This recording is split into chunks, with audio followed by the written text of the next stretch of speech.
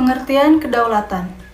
Menurut Jean Bowden, pengertian kedaulatan itu sendiri adalah kekuasaan yang tertinggi untuk membuat undang-undang dan melaksanakannya dengan semua cara yang tersedia. Menurut Miriam Budiarjo, pengertian kedaulatan ada dua macam, yaitu 1. Kedaulatan ke dalam atau intern, artinya negara berhak mengatur urusan rumah tangganya melalui lembaga negara tanpa campur tangan negara lain. 2. Kedaulatan keluar atau extern, artinya kebijaksanaan pemerintah untuk mengadakan hubungan atau kerjasama dengan negara lain atau hubungan internasional.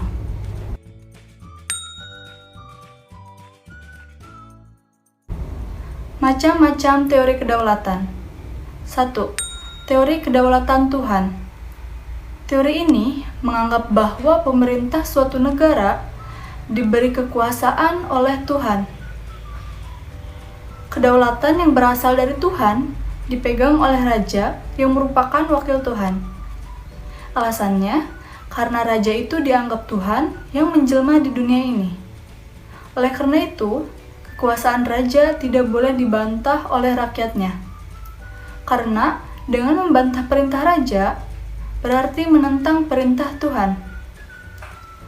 Teori ini mengajarkan bahwa pemerintah atau negara memperoleh kekuasaan yang tertinggi dari Tuhan. 2. Teori kedaulatan raja. Tokoh-tokoh pendukung teori ini adalah Niccolo Machiavelli, Thomas Hobbes, Jean Bowden, dan Hegel. Kekuasaan negara menurut teori ini terletak di tangan raja sebagai penjelmaan kehendak Tuhan. Raja merupakan bayangan dari Tuhan. Agar negara kuat, raja harus berkuasa mutlak dan tidak terbatas. Teori kedaulatan raja, posisi raja selalu berada di atas undang-undang. Rakyat harus rela menyerahkan hak asasinya dan kekuasaannya secara mutlak kepada raja. Dalam personifikasinya, kedaulatan raja ini bersifat langgeng atau permanen, tidak dapat dipisahkan atau indivisible, sebagai kekuasaan tertinggi atau supreme, tidak terbatas, dan lengkap atau komplit. Kekuasaan mutlak yang ada pada raja. Jadi, penyelewengan kekuasaan ke dalam tirani. Seperti yang terjadi di Perancis pada masa pemerintahan Raja Louis IV, yang menyatakan, negara adalah saya. Selanjutnya ada teori kedaulatan negara. Teori ini dianut oleh seorang sarjana Jerman yang bernama Jelinek.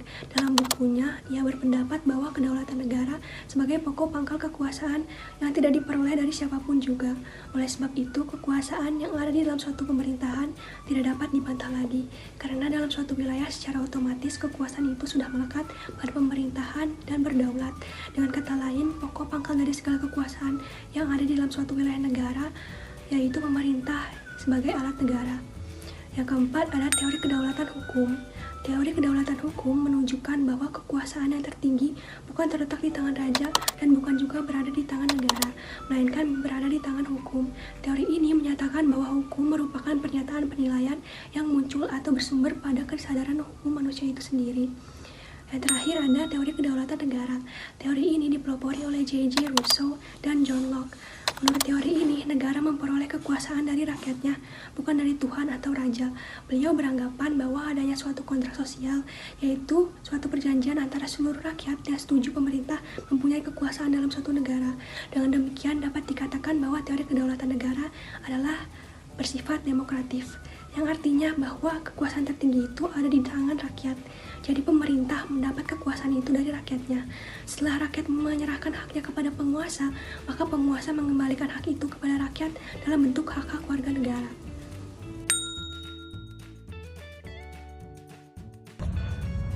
Perkenalkan, nama saya Fraja Mulidi Bakti. Saya dari kelompok 5. Saya di sini akan menjelaskan tentang unsur kedaulatan rakyat dan unsur kedaulatan wilayah. Yang pertama ada unsur kedaulatan rakyat. Rakyat adalah semua orang yang menjadi penghuni negara. Suatu negara itu disebutnya rakyat. Lalu, jika tanpa rakyat akan sangat mustahil negara akan terbentuk. Nah, lalu jika kalian bertanya, harus berapa banyak sih orang atau rakyat agar terbentuknya suatu negara?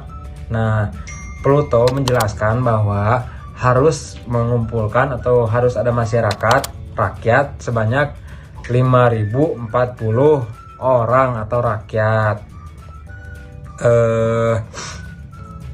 Yang menyebabkan terjadinya suatu negara. Lalu yang kedua adalah unsur kedaulatan wilayah.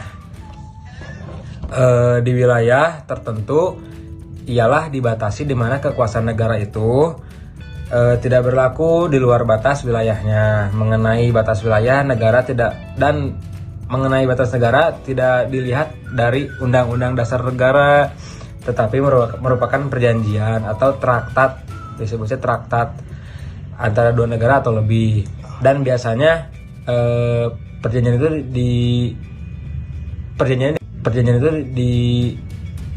perjanjian dengan negara tetangga atau negara sebelahan. Dan jika hanya dua negara dengan perjanjiannya disebut bilateral, dan jika perjanjian antara lebih dari dua negara disebut multilateral. Pemerintah merupakan alat bagi negara dalam menyelenggarakan segala kepentingan warganya, dan juga merupakan alat dalam mewujudkan tujuan yang sudah ditetapkan. Pemerintah harus diartikan luas yang mencakup semua badan-badan negara. Yang penting adalah pemerintah yang berkuasa harus diakui oleh rakyatnya, karena pada hakikatnya pemerintah merupakan pembawa suara dari rakyat, sehingga pemerintah dapat berdiri stabil. Pemerintah adalah sekelompok orang atau organisasi yang diberikan kekuasaan untuk memerintahkan serta memiliki kewenangan dalam membuat dan menerapkan hukum di suatu wilayah. Pemerintah juga merupakan lembaga atau badan publik yang bertugas mewujudkan tujuan negara.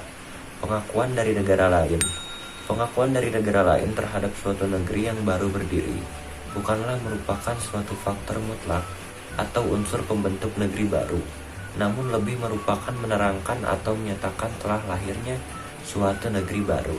Kita ambil contoh, negeri Indonesia merdeka pada tanggal 17 Agustus 1945, baru diakui oleh Belanda pada tahun 27 Desember 1949. Pengakuan dari negeri lain merupakan modal besar bagi suatu negeri yang bersangkutan untuk diakui sebagai negeri yang merdeka dan mandiri.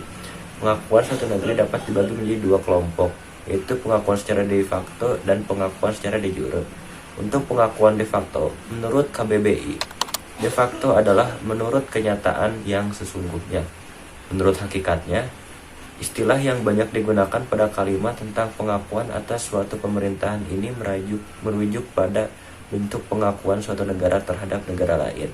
Suatu negara dapat menyatakan bahwa mereka mengakui negara lain tersebut telah memenuhi syarat menjadi suatu negara. Syarat terbentuknya negara antara lain ada wilayah, rakyat, dan pemerintahan yang berdaulat.